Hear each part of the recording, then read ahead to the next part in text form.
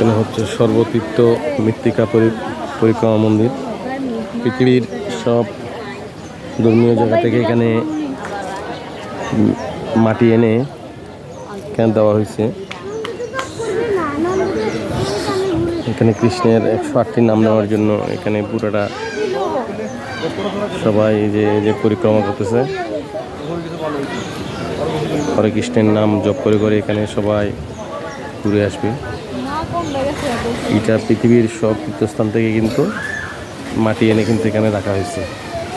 মানে এখানে ভ্রমণ করলে সারা পৃথিবীর ধর্মীয় জায়গাগুলো ভ্রমণ করা হবে, এটা সবারই বিশ্বাস।